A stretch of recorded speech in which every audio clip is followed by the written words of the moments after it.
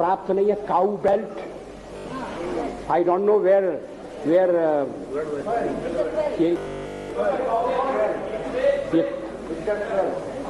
काऊ belt है, cow belt का समर्थन है। जो काऊ बेल्ट जिससे कहा जाता है उसको इस तरह से सदन में उल्लेखित करना। किस क्षेत्र की आप बात कर रहे हैं? हरियाणा में हम हरियाणा में जीते, हमने कर्नाटक में समर्थन प्राप्त किया है। और ये ठीक है कि केरल में और तमिलनाडु में हम उतने शक्तिशाली नहीं है, मगर हमारा संगठन है। पश्चिम बंगाल में भी हमें 10% से थोड़ा कम वोट मिला हुआ है। अगर आप वोट की बात करते हैं तो फिर 10% वोट की बात करिए।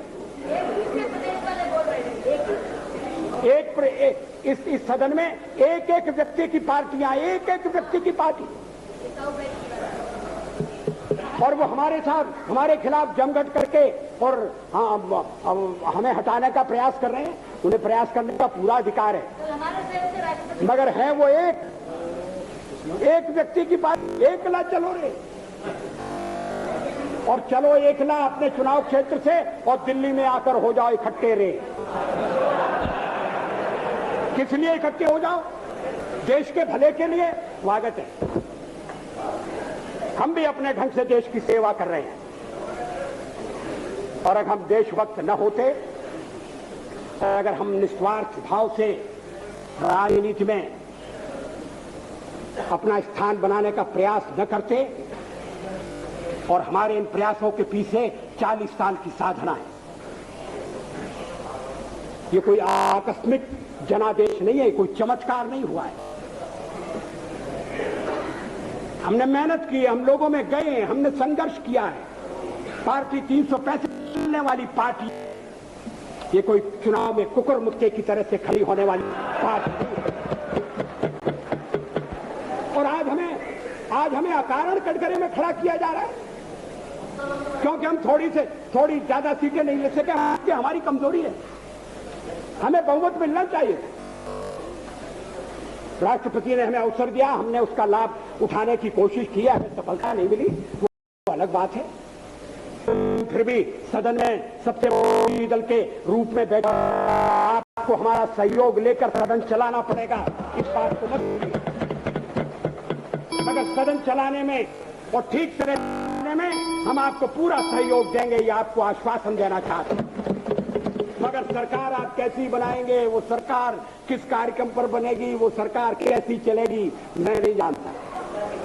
लेकिन जहां तक दलितों का सवाल है, शेड्यूल कास्ट के टोटल मेंबर्स हैं 77, और उनमें से 29 मेंबर्स बीजेपी के चुने गए।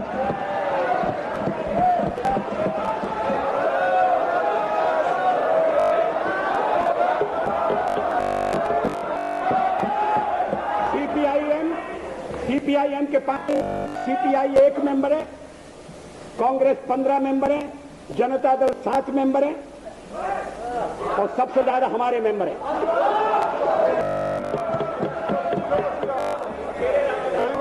और एसटीसी में भी, ट्राइब में भी total number of seat 51, BJP 11। हमारा जनाधार नहीं है, हमें लोगों का व्यापक समर्थन प्राप्त। अगर आप हमें